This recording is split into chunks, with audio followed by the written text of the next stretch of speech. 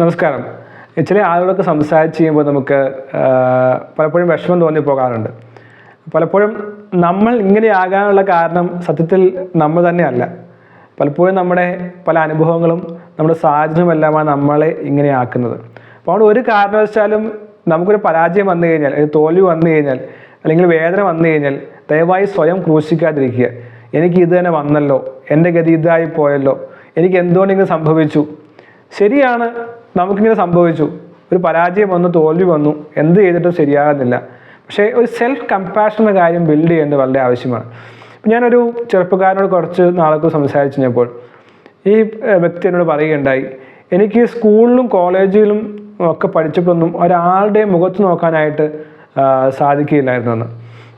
അപ്പോൾ ചോദിച്ചപ്പോൾ അദ്ദേഹം പറഞ്ഞത് ഇങ്ങനെയാണ്, ചെറുപ്പത്തിൽ നഴ്സറി പഠിച്ചിരുന്ന സമയത്ത് ഈ സ്കൂളിൽ നിക്കറിൽ അപ്പിയിടുക എന്ന് പറയുമല്ലോ, ഒരിക്കൽ നിക്കറിൽ തൂറുക എന്നെല്ലാം പറയും. അപ്പം അങ്ങനെ സംഭവിച്ചു കഴിഞ്ഞാൽ ആ കുട്ടിയെ ഒരിക്കൽ അങ്ങനെ സംഭവിച്ചിട്ട് ആ കുട്ടിയെ ആ സ്കൂളിലെ പ്രാക്ടീസ് ആയിരുന്നു. ഇത് കുറേ കാലഘട്ടങ്ങൾക്ക് മുമ്പായിട്ട്, ഇന്നെല്ലാം ഇതെല്ലാം അറിഞ്ഞു കഴിഞ്ഞാൽ പ്രശ്നമാകുന്ന കാര്യങ്ങളാണ്. സ്കൂൾ വിട്ട് എല്ലാവരും പോകുന്ന സമയത്ത് അവിടെ നഗ്നനായി നിർത്തും. അവിടെ പോകുന്ന പിള്ളേരെല്ലാവരും നോക്കി ഷെയിം ഷെയിം ഷെയിം ഷെയിം എന്ന് വിളിക്കും. അപ്പോൾ ഇങ്ങനെ ഈ കുട്ടിയുടെ ജീവിതത്തിൽ അനുഭവം ഉണ്ടായി. അത് നഴ്സറി അല്ലെങ്കിൽ LKG എന്ന് പറയുമ്പോൾ 4-5 വയസ്സുമുള്ള സമയത്താണെന്ന് വിചാരിക്കണം.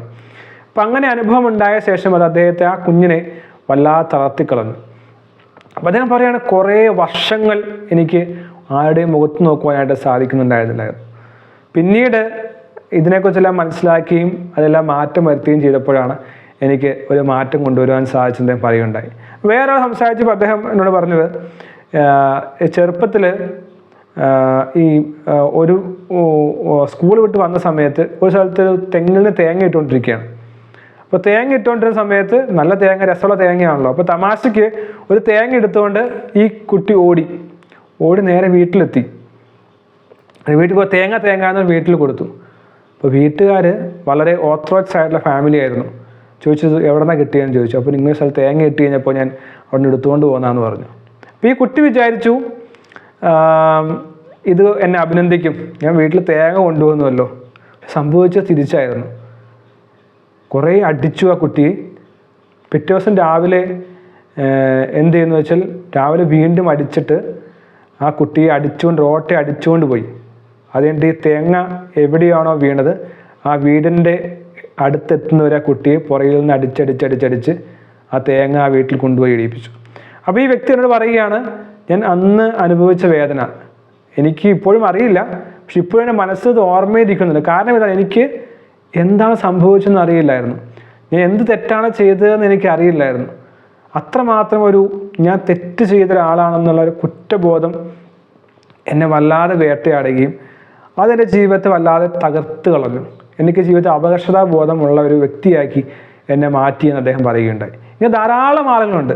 വേറെ കുട്ടിയുടെ ഒരു 500 രൂപ കട്ടെടുത്തു, ആ കുട്ടിയെ തെങ്ങിലിട്ട് കെട്ടി അടിച്ചു.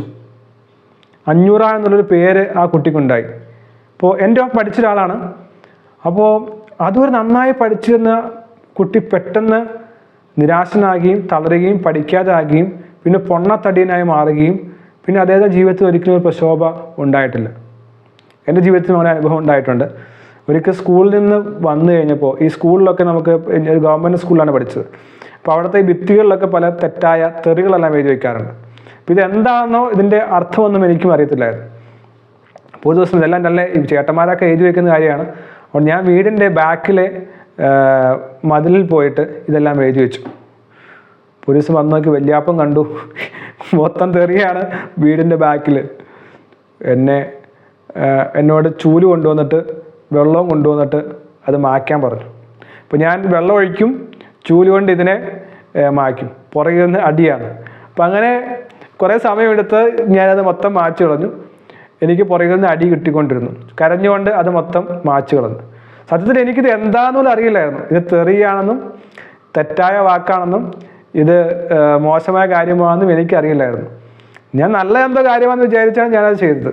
പക്ഷെ എനിക്ക് കിട്ടിയ മെസ്സേജ് വേറെ രീതിയിലായിരുന്നു.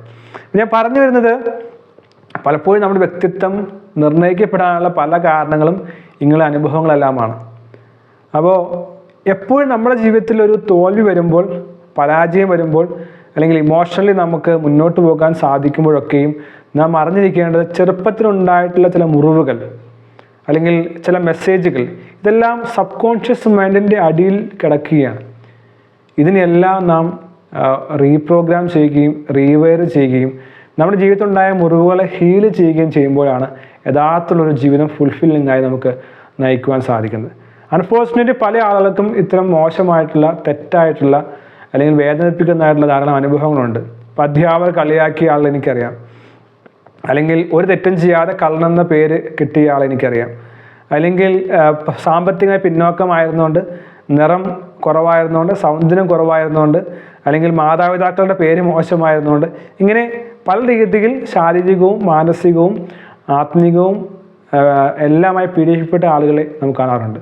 ഇവരെല്ലാം ചിന്തിക്കേണ്ടത് ഒരിക്കലും എൻ്റെ ജീവിതം ഇങ്ങനെ ആയതിൻ്റെ ഉത്തരവാദിത്തം ഞാൻ തന്നെയാണ് ഒരു പക്ഷേ, കാരണം ഞാൻ അതിനെ കറക്റ്റ് ചെയ്യാൻ ശ്രമിക്കാത്തതുകൊണ്ടാണെങ്കിലും ഒരിക്കലും നിരാശപ്പെടാനായിട്ട് പാടില്ല. ഒരിക്കലും ദുഃഖിച്ച് അതിൻ്റെ പേരിൽ നാം സ്വന്തമായി ഇകഴ്ത്താൻ പാടില്ല. അത് മനസ്സിലാക്കുകയും ഇതാണ് ഞാൻ ഇങ്ങനെ പ്രവർത്തിക്കാനും ചിന്തിക്കാനും കാരണമെന്ന് തിരിച്ചറിയുകയും ചെയ്യുന്നതിലൂടെ ഒരു വലിയ ഹീലിംഗ് പ്രോസസ്സ് ആവശ്യമാണ്. അപ്പോൾ അതാണ് ഈ പുസ്തകങ്ങളെല്ലാം ഞാൻ ഈ വർഷം ഞാൻ പറഞ്ഞ കുറേ പുസ്തകങ്ങൾ ഞാൻ നിങ്ങൾക്ക് പരിചയപ്പെടുത്താമെന്ന് നേരത്തെ പറഞ്ഞിരുന്നു. ഇത്തരം ഹീലിംഗ് പ്രോസസ്സ് എല്ലാം ഇപ്പോൾ തന്നെ ഒരു 5-8 പുസ്തകങ്ങൾ ഞാൻ ഒരേ സമയത്ത് റെഫർ ചെയ്തുകൊണ്ടിരിക്കുകയാണ്. എങ്ങനെയാണ് ഹീലിംഗ് പ്രോസസ്സ് സാധ്യമാക്കുവാൻ സാധിക്കുക? സ്വന്തം ജീവിതാനുഭവങ്ങൾ തന്നെയാണ് എന്തുകൊണ്ട് ജീവിതത്തിൽ ഇങ്ങനെ സംഭവിക്കുന്നു. അല്ലെങ്കിൽ പല ആളുകളെയും ജീവിതാനുഭവം കേട്ട് കഴിയുമ്പോൾ നമുക്ക് എക്സ്പ്ലെയിൻ ചെയ്യാൻ സാധിക്കുന്നില്ല, നമുക്ക് മനസ്സിലാക്കുവാൻ സാധിക്കുന്നില്ല. എന്തുകൊണ്ട് ഇത്രയും വിജയിയാൽ പരാജയപ്പെടുന്നു, എന്നിട്ട് ഇത്രയും സോഫ്റ്റായാൽ ബന്ധങ്ങളിൽ പരാജയപ്പെടുന്നു, എന്നിട്ട് ഇത്രയും സത്യസന്ധനും നിഷ്കളങ്കനും സ്ട്രെയിറ്റ് ഫോർവേഡുമായിട്ടുള്ള ആൾക്ക് പരാജയങ്ങളും നിരാശകളും വരുന്നു. ഇവിടെ എല്ലാം വളരെ ഇമോഷൻസ്, സ്പിരിച്വൽ, ഫിസിക്കൽ, മെൻ്റൽ, ഇതെല്ലാം നാം മനസ്സിലാക്കേണ്ടതായിട്ടൊരു ആവശ്യം വന്നിരിക്കുകയാണ്. തീർച്ചയായും അറിവിലൂടെയാണ് ജീവിതത്തിൽ സ്വാതന്ത്ര്യം ഉണ്ടാകുന്നത്. പ്രകാശം വരുമ്പോഴാണ് അന്ധകാരം മാറുന്നത്. അതാണ് ജീവിതത്തിലെ തിരിച്ചറിവും എന്ന് പറയുന്നത്. ഇപ്പോൾ ഈ പുസ്തകം തിങ്കിങ് ഫാസ്റ്റ് ആൻഡ് സ്ലോ എന്ന പുസ്തകമാണ്. ഇത് വളരെയധികം ഇൻ്റലക്ച്വൽ ആയിട്ടുള്ളൊരു പുസ്തകമാണ്. ഇതിലൂടെ എങ്ങനെയാണ് നമുക്ക് ഫാസ്റ്റ് ചിന്തിക്കുവാൻ സാധിക്കുക എന്നുള്ളത് പറയുന്നത്.